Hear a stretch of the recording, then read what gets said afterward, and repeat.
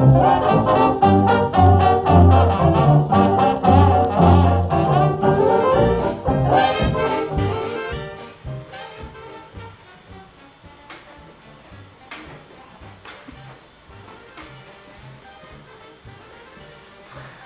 hey! How's it going? Good, how are you? Oh, good. How's the family? Oh, great. We just got back from Europe.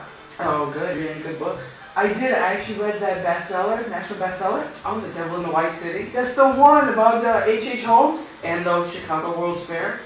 That's right. By Eric Larson. By Eric He's Larson. a good guy. It was a good guy. Good guy. And a good book. And a good book. H.H. Holmes, what a character, don't you agree? Oh, yes. What a character he was. About him and killing all those people, almost 200 by some estimates. But how about that Daniel Burnham? That Daniel Burnham, oh, genius. Brought that whole fair. Oh, yeah. Changed the world. But you know, while I was reading that book, Yeah. I had a few questions. Of course, maybe I can answer them. Well, my first question was, what was the big deal about the fair in the first place, you know? Oh, I thought so the same thing. You know, I think the big deal about the fair was the Ferris wheel. I mean, think about it. It was ginormous. The wheel would carry 36 carts with the size of a Pullman, each holding 60 people, and propel them 300 feet in the air. You're kidding. No! And that's higher than the Statue of Liberty. Awesome. I know. I mean, it was an engineered masterpiece. And it quickly became the most popular attraction in the fair. I mean, people even asked if they could get married on the fair. Oh, that's something. That's something, alright. But I gotta tell you, Yeah. I disagree with you. Oh! I'm heartbroken. Why? Why is that? Well, I don't think that the Ferris wheel was the only reason the fair was a big deal. In fact, I think it was more of the publicity that the fair brought to Chicago. Yeah. You know, let me read you a little Of quote course, from the please book. do, please do. In a single day, 713,646 people had paid to enter Jackson Park. Jackson Park being, of course, where the World's Fair was being held. Yeah, of course. Of course.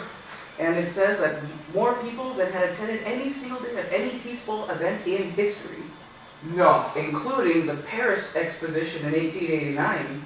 Oh my God. But guess what? Along with this astronomical rate of attendance, Yes. also brought in a bunch of revenue. It did. How much? It did. In that single day, one day, it brought in over $1.5 million. No. And that was in 19th century money. Amazing, isn't it? Amazing, yes. So that's what I think. Yes, what do you think? You know, you make up a good point. You make a good point. But I think, you know, I would disagree. You know, I think the fair in itself, the fact that it didn't fail, was why it was so successful. I mean, think about it. When Congress finally said, you know, Chicago could have a fair, it would be only 2 years. You know, 2 years to build a whole fair. I mean, that's, oh my God. And he had to fight disease, crime, weather. I mean, let me just read you a passage, please. June 13th of the year that the opening ceremony was supposed to be held, a storm destroyed a large portion of the manufacturing and liberal arts building. That's where the opening ceremony was supposed to be held. And Chicago and Burnham prevailed, and they built a fair that surprised everyone. Wow. Yeah. That's certainly an accomplishment, building a fair in 2 years. 2 years. But I have to tell you, I disagree. What I think another big deal about the fair were all the different cultures and items that it introduced to America. Like things that are just so commonplace in households today, like Cracker Jacks. It was a genius idea. But also, you like frosted mini wheats, right? I do! Shredded wheat cereal? Yes! That was introduced at the Chicago's World Fair. Oh my God! You see, all these things that we have were introduced in Chicago World's Fair. Yeah. But also, one of the most prominent cultural exhibits there was an exhibit called the Street in Cairo. What was that about? As the name suggests, you know, it was an exhibit of different cultural aspects of the city of Cairo in Egypt. Yeah. One of the things it introduced, one of the biggest things was, of course, the art of belly dancing. Well, I like them belly dancers. Of course you do. But, exactly. It also introduced many different kinds of music from the Middle East, foods from the Middle East, all sorts of things from that area of the world, as well as different things from around the world. That's what I think. Yeah. Was a big deal. That was a big deal, you know, you make a good point again. You know, I want to kind of move on to H.H. Holmes because half the book was about H.H. Holmes and his crimes that he committed during this era. It's a beautiful time during our part of our history, you know? So, I had a question. Of course. You know, there were police, there were detectives, all sorts of agencies to stop crime. But as you mentioned earlier, the death toll could have been as high as 200 people. 200. What made him so successful in killing? Of course, I can answer that question. I mean, what made him so successful was his charming good looks. I mean, just let me read one of the things that a woman said about him when she first met him. She said that she wasn't that good looking. But after, she said he was a charming man. And now that she knew him, she saw that he was really quite handsome. And he had those marvelous blue eyes. Again, every girl he met said he had marvelous blue eyes. I mean, they captured my soul. Like, come on. Marvelous blue eyes that caught hers and seemed to warm her entire body. And then, of course, later Holmes would murder her in a gas chamber. But the fact is, every victim loved him and thought he cared for them, and of course loved his blue eyes. Well, I don't think it was just because of his good looks alone. Well, you know, good looks are only half the battle, right? Yeah. The other part comes from personality traits. He broke the social boundaries of his day. Did what? He did. Let me read you a passage from the book. It says, he broke prevailing rules of casual intimacy. He stood too close, stared too hard, and touched too much and too long. And get this. Oh my God, what? Women adored him for it. Oh, no. Adored him for it. So as the last sentence in the quote says, women adored him. His breaking of social boundaries, so women naturally were drawn to him. Yeah. He didn't even have to try. His targets came to him. I guess you could say he was the father of the chick magnet. Yes, he did. You make up a good point again, you know. Holmes was, his charming good looks and the fact that he broke social boundaries had something to do with it. But I think the major fact was the fear itself. I mean, think about it. 1,000 trains a day entered and left Chicago. Many of these trains brought single young women.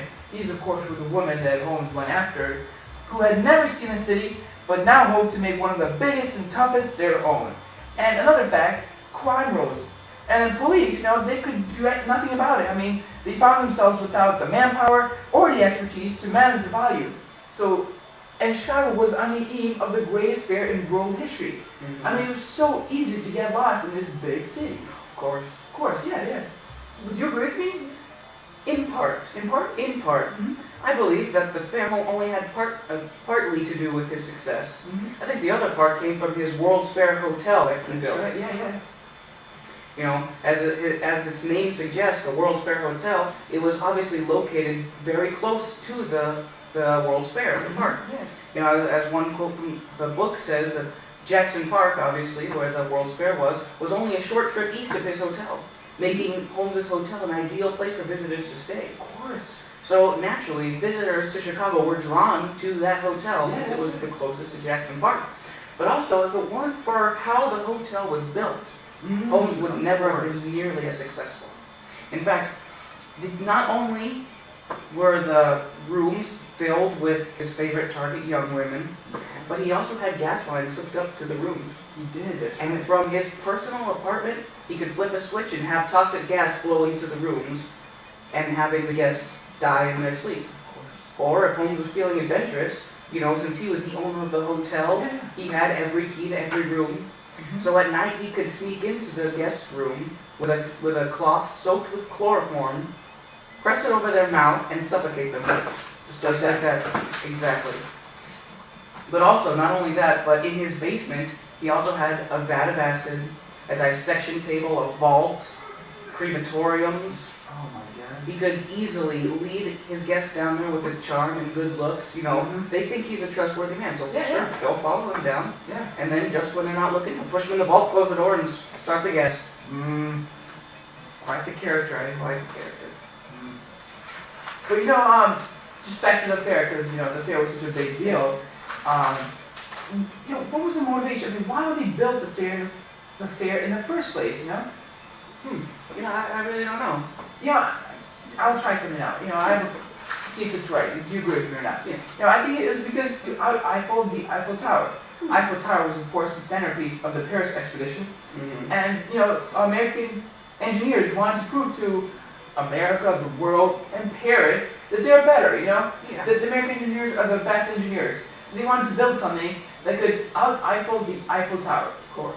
And when Eiffel himself asked if he might submit a proposal for a tower, to American engineers, it was like a slap in the face. Just like that.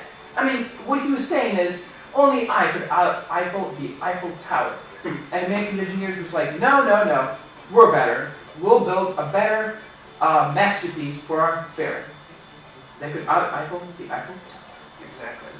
What do you think? Do you think that's a... Well, the Eiffel Tower was only part of the Paris Exposition. No, Was it it's not? part?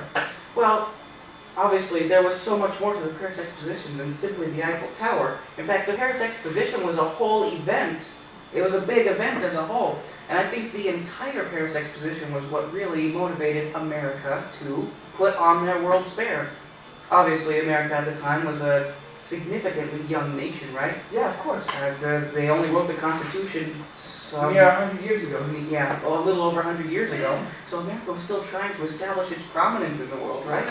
They wanted to prove to not only Paris, France, but also the rest of the world that, hey, we have something to offer. Mm-hmm. We are a good country, I guess. Yeah. And so they wanted to challenge Paris and put on their own exposition, you know, obviously becoming eventually the World's Fair. Sure. That's what I think was their motivation. Yeah, I agree, you know, but I want to go back to my first point. You know, American engineers, but, you know, American architects want to do their part too. They want to say, not only American engineers are better, but American architects too. Yeah. So, Burnham, the main guy behind the fair, of course, Mm-hmm. asked to join the expedition. People like George B. Post, Charles McKim, and Richard M. Hunt, one of the most prestigious architects America had to offer.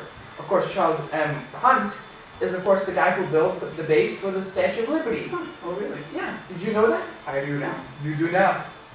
Do you agree with me, though? Do you think that's why? Well, The motivation behind the fair?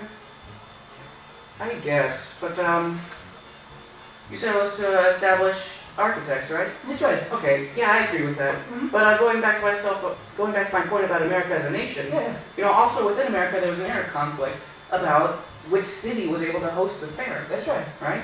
And Chicago at the time was still a growing city. It was still building itself as a city. They had just recently earned the title of second biggest city in the United States. Yeah. So it was still competing, especially with New York. That's right. That's right. New York City at the time was considered the cultural capital of the United States. That was the place to be, New York City. New York City. Chicago wanted to challenge that. They did. Chicago wanted to prove themselves as the cultural capital. Chicago was basically telling New York, hey, you're not the only one that can do fancy things like this. We're Chicago, we have class, we have culture, we have all these things, let us host the World's Fair. And so obviously in the end, they did. They did. And what a fantastic fair. What a fantastic fair. Eric Larson, a great book. Great book, great author, great historian. I gotta say, I admire his work. Great artist, you know. Painted this beautiful picture in my mind. Made me go back to the 1893. Oh yeah. Beautiful fair. I think Daniel Burnham really outdid himself with that fair. At H.H. Holmes, I mean, what a psycho. What a psycho. He was a psychopath. He was the first psychopath. The first serial killer. Mm-hmm. Mm-hmm. Well, you know, great discussion, you know. Maybe you really enjoyed this book. It really did. You know, well, have good luck with the wife. All right, take care. Take care. It's hard to tell it apart today. Hey, hey. Girls were girls and boys were boys when I was a tot.